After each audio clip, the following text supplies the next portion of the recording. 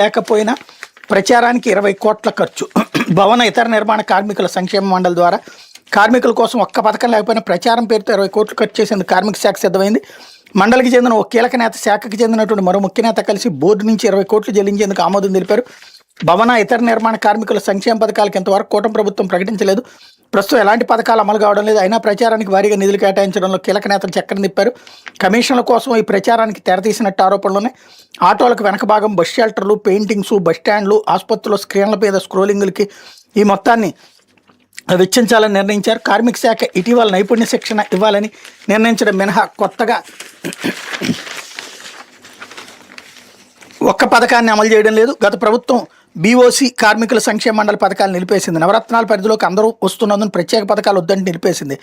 సాధారణంగా ప్రభుత్వం అమలు చేస్తున్న పథకాలే బీఓసీ కార్మికులకు వర్తిస్తున్నాయి. ఈ పరిస్థితుల్లో మండల కార్యకలాపాల ప్రచారం పేరుతో 20 కోట్లు వెచ్చించేందుకు సిద్ధం కావడం ఎవరి కోసం?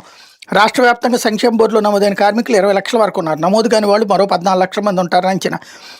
ఈ నిధులు వాళ్ళ కోసం వెచ్చించాలి. ఈ నిబంధన కారణంగా వీటిని వేరే వాటికి మళ్లించడానికి అవకాశం లేకపోవడంతో గత ప్రభుత్వంలో రాష్ట్ర ఫైనాన్షియల్ సర్వీసెస్ కార్పొరేషన్లో 1200 కోట్లు డిపాజిట్ చేయించారు. అప్పట్లో ఏటా సుమారు 200 కోట్లను బీమా ప్రీమియం కోసం మళ్లించారు. కొత్త పథకాలు లేకపోయినా బోర్డు నిధుల్ని ఖర్చు చేసేందుకు ఇద్దరు ప్రజాప్రతినిధులు ప్రచారం పేరుతో తెరదీశారు. 2 నెలల్లో జీఎస్టీ కాకుండా 20 కోట్లు చెల్లించేందుకు కార్మిక శాఖ ఉత్తర్వులు సైతం జారీ చేసింది. ఆటోలకు వెనకాల బస్ షెల్టర్లు, వాల్ పెయింటింగ్స్ లాంటి ప్రచారాలతో ఎన్ని ఏర్పాటు చేశారు, ఎన్నింటికి నిధులు చెల్లించారని దానిపై స్పష్టత ఉన్నదనే ఉద్దేశంతోనే ఈ విధానాన్ని ఎంచుకున్నట్టు విమర్శలు వ్యక్తం అవుతున్నాయి. వాస్తవంగా ఇది ఎందుకు ఖర్చు చేస్తారంటే రాష్ట్ర వ్యాప్తంగా 26 జిల్లాల్లో 2 నెలల పాటు బస్ షెల్టర్లు, ఆటోల వెనక భాగం డిజిటల్ వాల్ పెయింటింగ్స్, ఫిల్టర్ బోర్డులు, హోర్డింగ్లు ఏర్పాటు చేస్తారు. అన్న క్యాంటీన్లో టీవీ స్క్రీన్లపైన ప్రచారానికి 2 కోట్ల ఖర్చు, ఆసుపత్రిలో టీవీ స్క్రీన్ ద్వారా ప్రచారానికి 3 కోట్లు, బస్ స్టాండ్లో ప్రచారానికి 4.75 కోట్లు వ్యయం ఉన్నట్టు అంచనాలు రూపొందించారు.